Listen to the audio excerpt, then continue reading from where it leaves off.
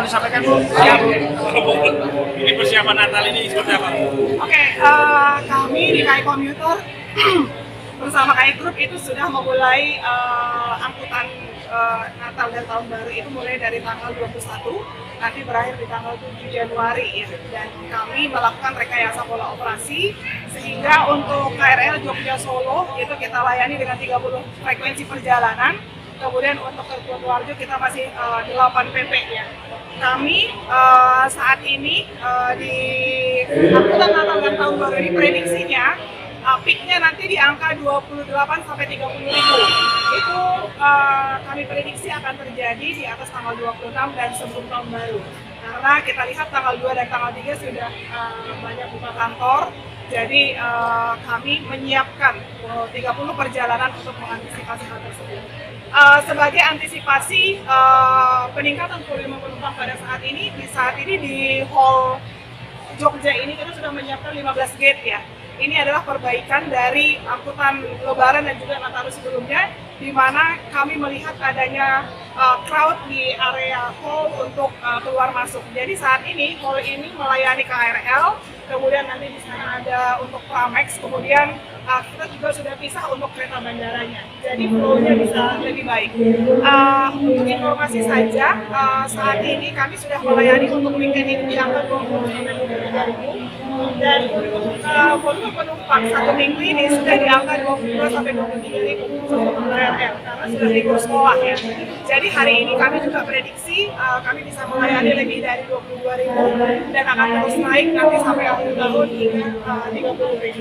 Itu mungkin pembuka kalau ada pertanyaan. Kalau rata-rata hariannya berapa Bu? Rata-rata harian kalau weekday hari kerja itu antara 15.000 sampai 16.000. Untuk weekend itu sekitar 22.000. Tapi kita prediksi untuk libur-libur seperti ini kita bisa lebih dari 25.000 itu tadi. Peaknya di angka 28 sampai 30.000. Rangkaian gerbongnya Bu, rangkaian gerbong. Oh, rangkaiannya tetap ada 8 start formasi, ada 5 ya yang kita siapkan. Juga ada untuk cadangan, untuk antisipasi adanya gangguan dan yang lainnya.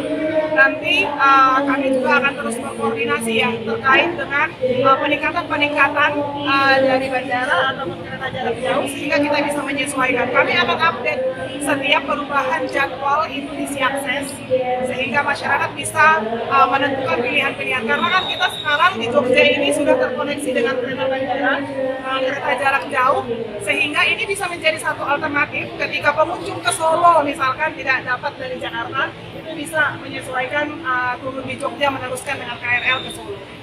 Bu, 30.000 itu di tanggal berapa peaknya itu? Kita prediksi antara tanggal 27 sampai tanggal 31. Ya. Ibu, kalau untuk mengantisipasi Bu, kalau beberapa kasus kemarin mati di tengah jalan. Iya, sebenarnya kalau misalkan untuk antisipasi gangguan pasti kita koordinasi dengan wilayah 6 ya, Daob 6 pada saat ini. Untuk listrik juga koordinasi dengan PLN dan cadangan kereta kami siapkan. Seperti tadi yang tadi saya sampaikan bahwa kita punya 5 transit, tetapi ada transit yang memang kita khususkan untuk cadangan untuk antisipasi ketika ada gangguan. Kalau misalnya untuk overall setahun ini Bu, perbandingan dengan KRL di Jakarta? Kita memprediksi baik di Jakarta ataupun Jogja Solo itu akan ada kenaikan, khususnya di angkutan Nataru ini 8% dari tahun sebelumnya. Nah, iya. Jadi karena kita juga melihat visitor Jogja Solo itu meningkat ya. Kita lihat di data-data ada 800 sampai 1 juta pengunjung akan datang ke Jogja Solo, sehingga ini juga yang membuat kita untuk melakukan rekayasa pola operasinya. Teman-teman tolong diingatkan, saat ini kan ada juga informasi kenaikan COVID ya. Jadi kami melakukan himbauan kepada penumpang kami yang flu, batuk itu menggunakan masker. Kami juga mengaktifkan wastafel untuk kita tetap bisa cuci tangan, dan kami juga akan terus menghimbau penggunaan masker khususnya anak kecil, lansia, dan juga ibu hamil. Kalau ini kenaikan 8% itu di masing-masing di Jakarta dan Jogja berarti? Iya, kita prediksi demikian. Karena kalau di Jakarta itu kita sudah naik ya, volume penumpangnya sudah di atas 900.000 per hari. Kalau di sini kita lihat udah nggak pernah di bawah 12.000 untuk hari biasa. Bahkan untuk weekend sudah tidak pernah di bawah 20.000. Jadi ini positif, sehingga kami juga akan terus berkoordinasi dengan Dirjen Perkeretaapian, khususnya Jogja Solo, untuk bisa menambah frekuensi perjalanan, supaya headway-nya lebih kecil. Bu, kalau jumlah penumpang yang naik dari Jogja dan naik dari Solo, itu ada perbedaan nggak dari jumlahnya? Sekarang sudah sudah imbang gitu ya. Jadi orang memang menggunakan ini, ada yang untuk wisata, ada juga untuk yang bekerja. Perubahan behavior ini kita lihat, kita dulu pas waktu Pramex itu angkanya cuma 3.000 sampai 4.000. Sekarang hari biasa itu sudah di angka 12 sampai 15.000. Artinya volume penumpang yang naik dan turun baik dari Jogja dan Solo itu sudah seimbang.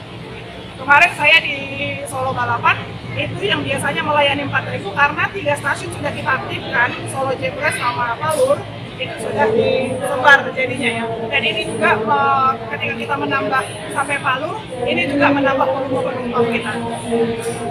Bu, tahun depan ada nggak rencana penambahan gerbong? Iya. Karena kan cuma volumenya kan semakin lama semakin Frekuensi ya, frekuensi perjalanan sebenarnya kita sudah bisa siap di atas 30 perjalanan dengan kondisi sarana kita yang ada di sini. Ini nanti kami terkait dengan subsidinya akan kami koordinasikan dengan Dirjen Perkeretaapian. Terima kasih Bu.